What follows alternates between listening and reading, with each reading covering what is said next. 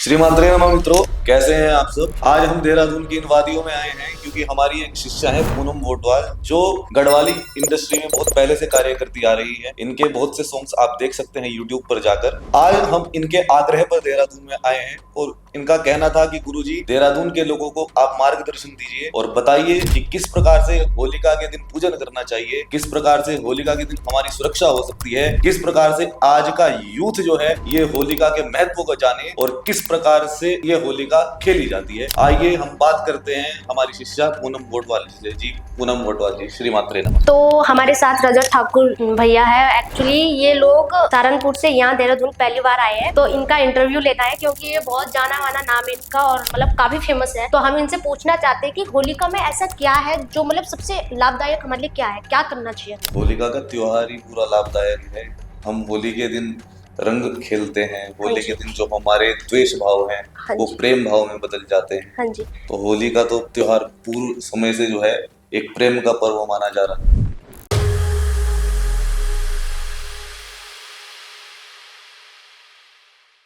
हाँ जी। तो मतलब काफी लोग बोलते हैं, काफी लोगों के क्वेश्चन है कि होलिका के दिन में मतलब ऐसी क्या चीजें जो हमें करनी चाहिए जो हमारे लिए आगे जाके कोई लाभदायक हो, जैसे कि कुछ उपाय मतलब जो आप कर सकते हो। मतलब बहुत से उपाय हैं होली के दिन। आप किस प्रकार के उपाय हमसे जानना चाहते हैं? अपनी सुरक्षा का उपाय आप हाँ जानना जी, चाहते सुरक्षा हैं? का सुरक्षा सुरक्षा के लिए आपको एक विशेष उपाय करना चाहिए कि इस दिन आपको एक लौकी जो आती है ना सब्जी, हाँ जी। एक लौकी आप ले लें हाँ जी। और लौकी पर थोड़ा जो है सरसों का तेल लगा लें। हाँ जी। सरसों का तेल लगाने के बाद उस पर लिखे शत्रु, क्योंकि आपके बहुत प्रकार के शत्रु तो होते हैं। इससे मतलब शत्रु का नष्ट नहीं, होता है। हाँ। शत्रु का मतलब ये है कि हाँ। जो हमारे काम क्रोध लोभ मोह इस प्रकार के शत्रु बन जाते हैं। हम्म। हमारा दुर्भाग्य हमारा शत्रु बना रहता है। हम्म। हमारे जीवन में हमारी पनौती हमारा शत्रु बने रहते हैं। हम्म। जो हमें जीवन में आगे बढ़ने से रोकते हैं वो सभी हमारे शत्रु कहलाते हैं। हम्म। तो उस पर आप जो है हम्म। ज्ञात और अज्ञात सभी शत्रु का नाम सिर्फ लिख दे, शत्रु शत्रु काजल की शाही से, लौकी पे। और वो अपने ऊपर से 7 बार क्लॉकवाइज उतार कर हाँ जी। उसे बीच में से काट कर हाँ जी। जो है होलिका में दहन कर दें उस दिन। हाँ और जी। फिर आपके जीवन की सभी पनौती गायब हो हाँ जी। जाएगी। हाँ जी। आप जैसे आज हैं, मतलब होलिका से पहले हैं, नेक्स्ट होली तक आप क्या होंगे आप 1 वर्ष के अंदर अंदर देखें।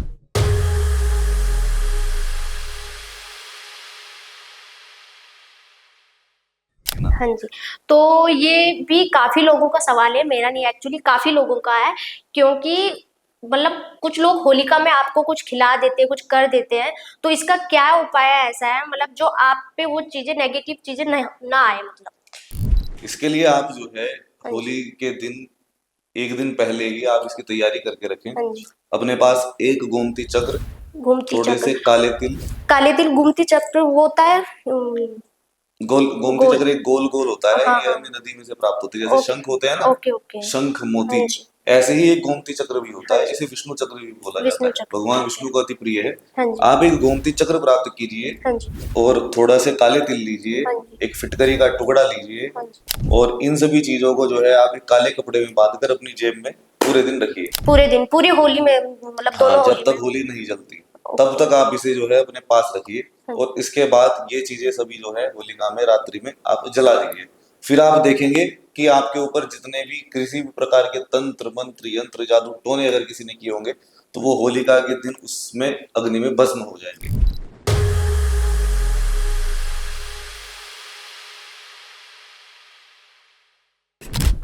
तो मतलब बोलते लोग हैं कि होलिका में जैसे कि फैमिली में जैसे काफी रंग हम लगाते हैं एक दूसरे को, तो ऐसे रंग हमारे जीवन में भी आए मतलब। जी। तो ऐसे क्या करना चाहिए कि हमारी होलिका में पूरी होलिका हमारी अच्छी रहे, मतलब फैमिली के साथ रिलेटिव्स के साथ, मतलब कुछ ऐसी चीजें जो छोटी छोटी चीजें होती है जो काफी लोग चाहते हैं कि होली के दिन सब खुश रहे, ये नेगेटिव चीजें जो बहुत चीजें आती हैं ये ना रहे मतलब। सबसे पहले आप जिस दिन होली खेल रहे हो, फाग जिसे बोलते हैं, एक पान के पत्ते में जो है आप 7 प्रकार के रंग रख लीजिए।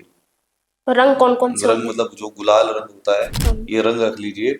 जैसे पीला आपने ले लिया, आपने लाल रंग ले लिया, हरा रंग ले लिया, ऑरेंज ले लिया, आजकल भगवा कलर बहुत ज्यादा चल रहा है। तो ये सभी रंग लेकर जो है आप माँ भगवती के चरणों को स्पर्श कीजिए और बोलिए, क्योंकि हम भगवती के समक्ष खड़े होने लायक नहीं है तो हम भगवती के समक्ष नहीं कर सकते। उनके चरणों का जो है हम अनुग्रह ही प्राप्त कर सकते हैं। इसलिए उनके माता के चरणों में लगाने का विधान है। आप जो गुलाब सातों के सातों रंग जो हैं माँ भगवती के चरणों में रखिए, माँ भगवती के चरणों में लगाइए, और फिर वो जो उनके चरणों में लगा हुआ थोड़ा सा सिंदूर है या थोड़ा सा आपने गुलाल जो लिया है वो अपने मस्तक पर लगाइए। क्योंकि कहा जाता है सुरासुर शिरो रत्न निगृष्ट चरणे अंबिके है भगवती। सुर और असुर दोनों अपने मस्तक की मणियों को अर्थात अपने मुकुट की मणियों को आपके चरणों में घिसते हैं। तो मनुष्य भी जो है भगवती की आराधना ही करते हैं। तो जब आप भगवती को प्रदान करके कोई चीज ग्रहण करते हैं तो ददाती प्रति गृह्णाति, अर्थात जो आप भगवती को देते हैं वही आपको रिटर्न में कई गुना होकर प्राप्त होता है। तो इसी प्रकार से जो है जीवन में कई प्रकार के रंग बड़े भर जाते हैं। और यदि किसी की पति है, पत्नी है, बेटा है या बेटी है, या परिवार में किसी की कलह हो रही हो, तो इस उपाय के माध्यम से उनके घर की सभी कलह खत्म हो जाती है।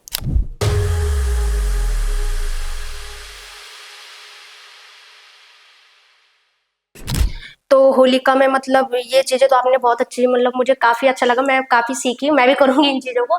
बट ये चीजें मतलब जैसे कि ऐसी क्या चीजें, पकवान होते हैं कुछ हम ऐसे बनाते हैं, तो भोग सबसे पहले किस देवी देवता को चढ़ाना चाहिए? मतलब होलिका में एक होता है ना, यूनिक होता है कोई दूसरा। देखिए जो होलिका का जो दिन है ये भगवती को नारसिंगी देवी जिसे हम बोलते हैं, ये कौन सी जिसकी देवी होती है? इन्हें प्रत्यंगिरा देवी भी बोलते हैं, हम्म। नारसिंगी देवी भी बोलते हैं, जिनकी उपासना जो है मेघनाद कर रहा था। यदि वो मेघनाद उनकी उपासना पूरी कर लेता तो उन्हें मारने में कोई सक्षम नहीं था। इन्हीं की आराधना रावण ने भी की है। तो इस देवी को प्रत्यंगिरा बोलते हैं, प्रत्यंगिरा। प्रत्यंग ऋषि ने इनकी जो है वो आराधना की है, इसलिए इन देवी ने अपना नाम जो है वो प्रत्यंगिरा ही रखवा लिया था। ये देवी यदि शत्रुओं के द्वारा कोई आपके ऊपर अभिचारिक कर्म किए गए हो, कृत्या आदि की गई हो, या आपके ऊपर कोई तंत्र किया गया हो, तो उस तंत्र को शक्ति को पलटने की शक्ति रखती है। विपरीत प्रत्यंगिरा इस देवी का नाम है। यदि किसी शत्रु ने आपके ऊपर कोई शस्त्र प्रहार किया है या कोई मंत्र का प्रहार किया है, तो भगवती के जो भक्त पर इस प्रकार से कर देता है तो भगवती दुगनी गति से जो है वो शस्त्र उसके ऊपर वापस भेज देते हैं। विपरीत प्रत्यंगिरा। पर जिस पे पहले से तंत्र हुआ हो, जैसे होता है मतलब किसी पहले से तंत्र है, तो वो कैसे हटाए? मतलब पहले होली से पहले कुछ हो जाए या होली के बाद कुछ करना पड़े उसका? इसके लिए अलग अलग विधान है। अगर आपकी पहले से बहुत ज्यादा तबीयत खराब है, हाँ जी। आप बार बार खेलते हैं, खेलते हैं। तो उसके लिए तो आपको संपर्क करना पड़ेगा, देखना पड़ेगा कैसे क्या चीजें हैं। लेकिन ऐसा है कि अभी कोई नई नई चीजें आई है और एक आधी बार ही कोई व्यक्ति खेला है या एक आध बार ही उसमें इस प्रकार की क्रियाएं हुई है, तो उसे जो है एक नारियल लेना चाहिए, गोला, सूखा हुआ। सूखा हुआ। सूखा हुआ गोला ऊपर से काट ले।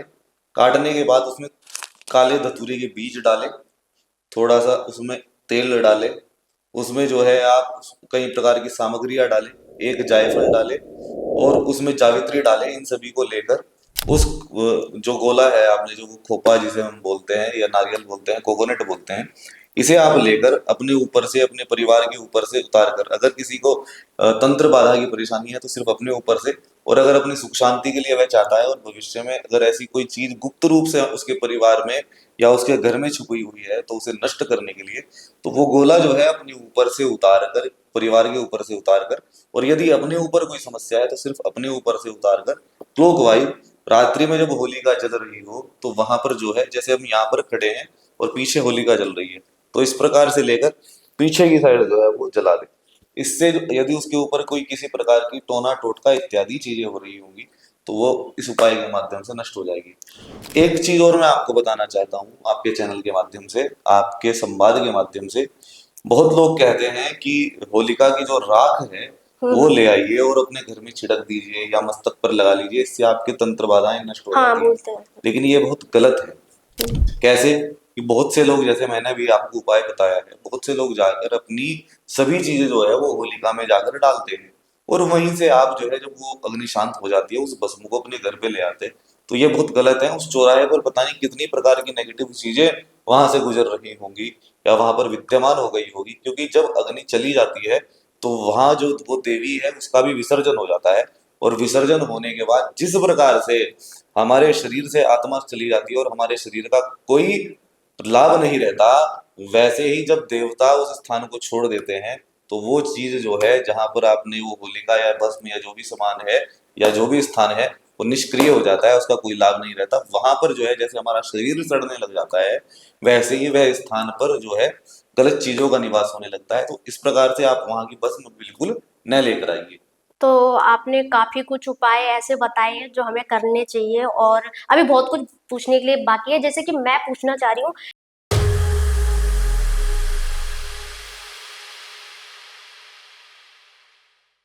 कि होलिका में ऐसे कौन से कलर के कपड़े जो हमें शुभ है, हमारे लिए जो पहनने चाहिए हमें, छोटी होली में, बड़ी होली में, ऐसे कौन से कपड़े हैं? मतलब ये तो काफी लोगों को सवाल होता है ना।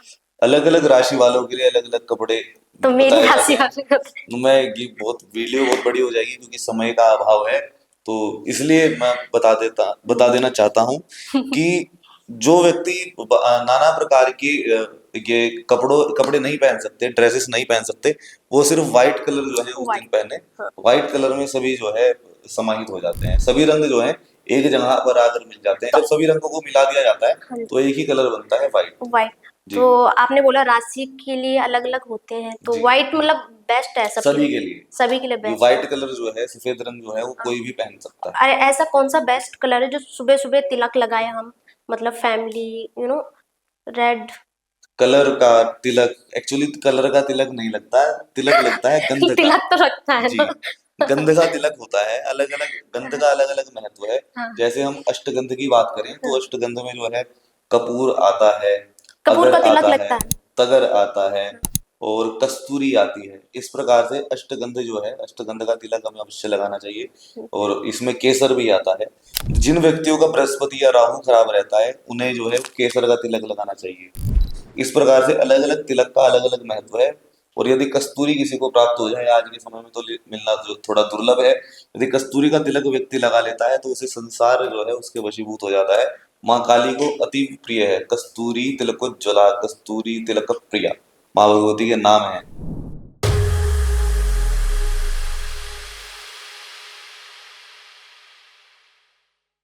तो जैसे कि होलिका में बहुत सारे लोग क्रिया करते हैं, कोई मर भी जाता है, किसी के साथ बहुत बुरा हो जाता है, तो ऐसा क्या करें मतलब जो ये चीजें ना हो, मतलब ये काफी लोगों को नुकसान भी करता है। पहले तो इसे समझते हैं ये होता क्या है। हाँ जी।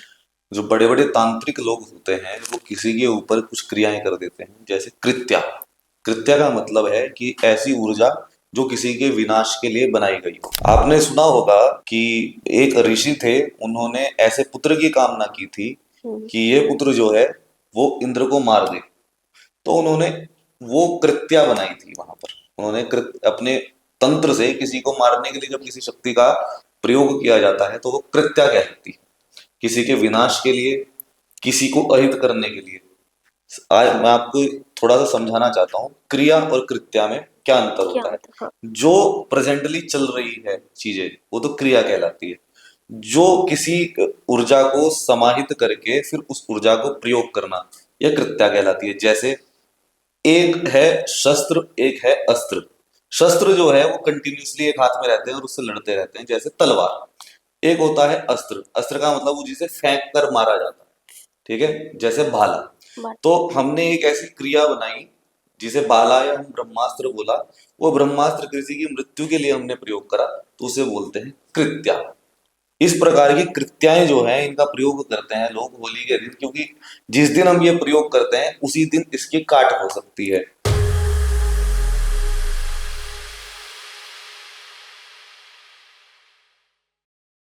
पर जैसे बहुत सारों के एक्सीडेंट होते हैं, और ये मतलब बहुत गलत गलत चीजें होती है, जैसे कोई गिर जाता है, तो ये उस ये चीजें, कृत्या का ही प्रभाव होता ये है। भी कृत्या का प्रभाव है। कृत्या का प्रभाव होता है, और संस्कृत में इसे कृत्या बोलते हैं।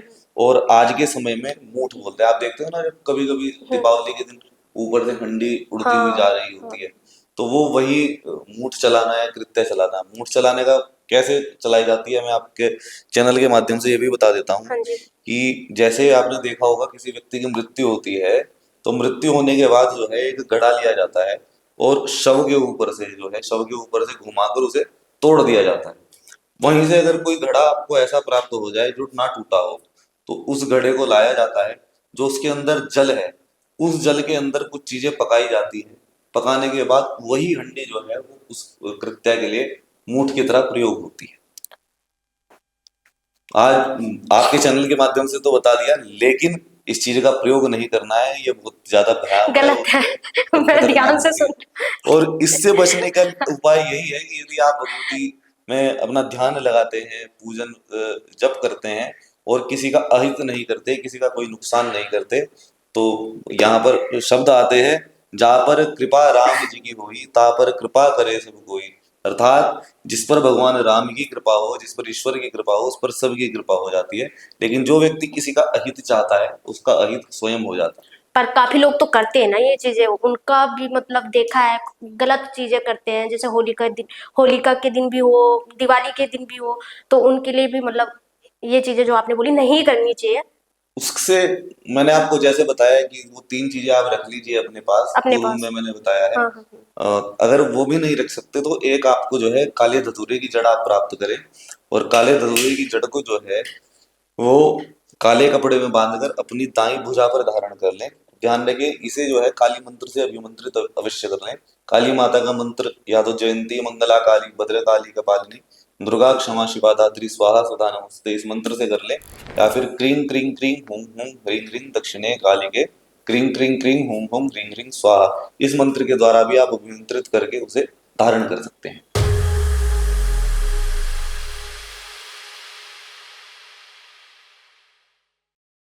तो जैसे कि बहुत सारे लोग टोटके करते हैं, खिला देते हैं किसी को खाने में कुछ मीठे में खिला देते हैं, तो वो ऐसी चीजें क्या करें जो असर ना पड़े, मतलब उस चीज का होता है ना होली में किसी ने किसी के घर पे जाके किसी ने खिला दिया कुछ, तो ये चीजें मतलब देखिए, आप खाना छोड़ दीजिए बाहर का, नहीं, ऐसा थोड़ा ना होता ठीक है, है। उस दिन वैसे भी जो है लोग नहीं खाते क्योंकि वो रंग लगा हुआ होता है अपने आप को, तो होता ये है वो ध्यान रखें पूरा कि फैमिली मेंबर्स में, ना मतलब खाएं। रिलेटिव्स और में। अगर इससे देखिए, खाने और पीने का इसका कोई बचाव नहीं है, हाँ। क्योंकि अगर आपने जहर खा लिया तो जहर खाने से कोई बचाव थोड़ी है। पर मैंने सुना ना मीठे में डाल के कोई खिलाता है तो उससे हो जाता है ये हाँ, इसीलिए कह ये रहा भी हूं। आपके वीडियो से सुना मैंने। जी, हाँ। अगर किसी ने खिला दिया है या किसी ने पिला दिया है तो उसका कोई तोड़ नहीं है। जैसे जहर खा लिया ना, हाँ। अब तो आपके शरीर से खून निकलेगा, तभी वह जहर निकल सकता है। हम्म। मतलब एंटीडोट नहीं है उसका कोई, हम्म।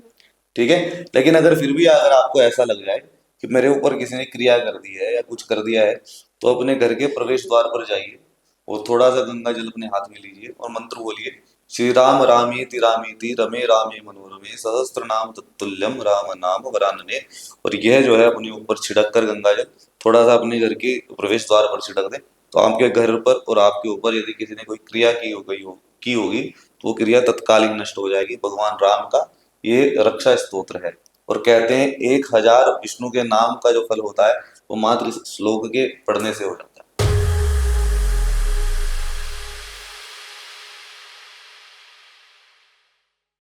तो होलिका के दिन क्या पूजा होती है, मतलब जिसमें क्या क्या सामग्री होती है, मतलब उसमें पूजा में क्या सामान होता है और कैसे कैसे उसकी क्रियाएं की जाती है, वो मेन होता है ना, वो बताइए आप। होली का के दिन वैसे तो आपको यह समझना होगा कि होलिका के दिन हम पूजा किसकी करते हैं। हम्म। विशेष रूप से होलिका के दिन जो है भगवान नरसिंह की और माँ लक्ष्मी की पूजा होती है। क्योंकि उस दिन क्या हुआ था, प्रहलाद की एक बुआ थी होलिका, हिरण्यकश्यप की बहन। उसे अग्निदेव से एक कपड़ा प्राप्त था कि वो इनविजिबल था, दिखता नहीं था। और उस कपड़े को जब वो ओढ़ लेती थी तो उसके ऊपर अग्नि का कोई प्रभाव नहीं रहता था। तो अब उसने कहा कि मुझे जो है ये ऐसे वरदान प्राप्त है, ऐसा उसने बताया नहीं था। लेकिन उसने कहा कि देख, मेरा प्रभाव, मेरे भाई का प्रभाव ये है कि अगर मैं उसका नाम लेकर अग्नि में बैठूंगी तो मुझे अग्नि जो है वो नष्ट नहीं कर सकती। लेकिन तू भगवान विष्णु की आराधना करता है और विष्णु के नाम में इतनी सामर्थ्य नहीं है कि तुझे वो अग्नि से बचा सके। तो ऐसा हुआ, वो होलिका ने अपना कपड़ा ओढ़ा हुआ था वो जो अग्निदेव से प्राप्त था। तो वो होलिका जो है प्रहलाद को लेकर अग्नि में बैठ गई। और बैठने के बाद क्या हुआ कि वो जो कपड़ा था वो अग्निदेव लेकर चले गए और होलिका उस दिन जल गई। प्रहलाद क्योंकि भगवान विष्णु के नाम के भरोसे था और वो नाम जब निरंतर अपने मन में हृदय में करता रहा तो उसे अग्नि छू तक नहीं पाई। इसे कहते हैं नाम जप की महिमा। यदि कोई भगवान के नाम का जाप करता रहे तो उस पर कोई भी आपत्ति नहीं आ सकती। ऐसा कौन सा भगवान है जिसका नाम का जाप करते हैं? कोई भी ईश्वर कोई हो, मतलब उल्टा राधे राधे भी करता है ना वो कोई भी बहुत कोई, सारे। जैसे हाँ। उल्टा नाम जपत जग जाना, वाल्मीकि समु ब्रह्म समाना। हम्म। मतलब किसी ने भगवान वाल्मीकि को जो है सिर्फ और सिर्फ बोला था राम, आप राम का जाप कीजिए, तो वो भूल गए, उन्होंने क्या मरा बोलना शुरू कर दिया, मरा मरा मरा मरा मरा। तो अगर आप इसकी साउंड देखेंगे तो राम ही निकल रहा है मरा में से भी। तो इसलिए कहा जाता है उल्टा नाम जपत जग जाना, वाल्मीकि भाई ब्रह्म समाना। ब्रह्म ज्ञानी जो है वो इस मात्र इस नाम के माध्यम से हो गए थे। तो नाम के माध्यम से प्रहलाद जो है वो अग्नि में नहीं जला, नाम के माध्यम से ही जो वाल्मीकि जी हैं वो ब्रह्म ज्ञानी बन गए। तो भगवान के नाम की इतनी महिमा बताई गई है।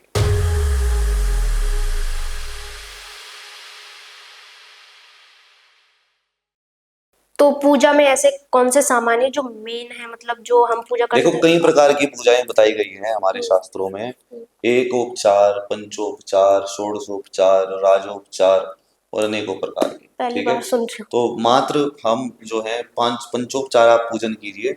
जैसे ये पांच प्रकृति के तत्व हैं, और इसी प्रकार से आप पांच चीजें पांच प्रकृति के तत्वों से आप दीजिए। सबसे पहले आप धूप देते हैं, धूप दिखाते हैं ना, तो धूप का मतलब है कि आप वायु, भगवान को वायु प्रदान कर रहे हैं। फिर आप दीपक दिखाते हैं, इसका मतलब वो अग्नि तत्व उन्हें दिखा रहे हैं। फिर आप उन्हें जल चढ़ाते हैं, तो जल तत्व दिखा रहे हैं। उनके बाद आप उन्हें गंध चढ़ाते हैं, गंध का मतलब जो रोली वगैरह चढ़ाते हैं, और तो फूल? वो पृथ्वी तत्व होता है। फूल? फूल जो है अमृत तत्व होता है। छह तत्व माने गए हैं। तो इस प्रकार से पंच तत्वों को प्रदर्शित करना ही पंचोपचार पूजन कहलाता है, और ये भगवान को अति प्रिय जो है माना जाता है। सबसे पहले आप क्या कीजिए, वहां पर जैसे लोकोक्त रीतियां बताई गई हैं। जैसे हमने अपनी माता को देखा है कि वहां पर होलिका पर जाते हैं, होलिका पर जाने के बाद आटे के द्वारा एक जो है एक चतुर्भुज का निर्माण करते हैं। चतुर्भुज के बीच में जो है एक दीपक रख देते हैं, घी का दीपक रखने के बाद जैसे हवन का विधान होता है, तो आजकल हवन नहीं कर पाते, तो एक छोटा सा जो है उपला लेते हैं और उपले को जला लेते हैं। उपले को जलाने के बाद उसमें जो है वो हम धूप उठाते हैं। धूप उठाने के बाद वहीं पर जो है कुछ कपड़े इत्यादि चढ़ाते हैं, कुछ मिठाई चढ़ाते हैं, और उस दिन गुंजिया लोग बनाते हैं। तो हाँ। गुंजिया का भोग भी जो है वो लक्ष्मी नरसिंह भगवान को लगाया जाता है। उस दिन लक्ष्मी नरसिंह की पूजा मानी जाती है, क्योंकि उस दिन भगवान के नाम की महिमा का वर्णन है कि भगवान के नाम में इतनी शक्ति थी कि प्रहलाद जो है वो अग्नि से बच गया, और जो उनके भक्त को परेशान कर रही थी, जिसे वरदान भी प्राप्त था, वो भी जो है वो नष्ट हो गई होलिका। तो यह त्योहार जो है यह बताता है कि अगर कोई भगवान के नाम का निरंतर जप करता रहे और भगवान को ही अपना सर्वस्व अर्पण कर दें, तो ईश्वर जो है उसका ध्यान रखते हैं। पर ये वैसे मनाया क्यों जाता है, मतलब पहले से क्या इस मतलब क्या होलिका मनाते हैं ना अब लोग पहले? बताया ना मैंने आपको, उस दिन जो है हाँ। भगवान के जो प्रहलाद जो हैं, प्रहलाद नहीं जले थे और होलिका जल गई थी, होलिका तो जल इसी गई को थी। पर्व बना तो दिया ये था। कलर कहाँ से बीच में आया, मतलब कि कलर लगाते हैं, ये कपड़े पहनने हैं, मतलब ये ये क्यों? प्रकृति इस दिन जो है नया रूप धारण करती है। जैसे ये बसंत ऋतु आ गई, तो बसंत ऋतु प्रकृति में आप देखोगे, तो जहां पर आप अभी तक पतझड़ चल रही थी, इस समय में जो है प्रकृति नया रूप लेकर आती है, सुगंध लेकर आती है। तो जब प्रकृति में फूल खिलने प्रारंभ हो जाते हैं, नए बीज आने प्रारंभ हो जाते हैं, नई फसल आने प्रारंभ हो जाती है, तो प्रकृति प्रफुल्लित होती है। तो इसी चीज को जो है हम लोग रंग लगाकर रंगों से प्रदर्शित करते हैं। ये एक तार्किक इसका जो है महत्व बताया गया है। तो मित्रों, आज हमारे साथ हमारी शिष्या पूनम मटवाल जी थी, और इनके साथ हमने जो है बहुत सी होलिका की चर्चा की है। भविष्य में भी हम ऐसी चर्चा करते रहेंगे। तब तक के लिए फॉलो कर लीजिए एस्ट्रो रजत ठाकुर को, ऐसे ही वीडियोस प्राप्त करने के लिए, और चैनल को लाइक और सब्सक्राइब अवश्य कर लीजिएगा। श्री मात्रे नमः।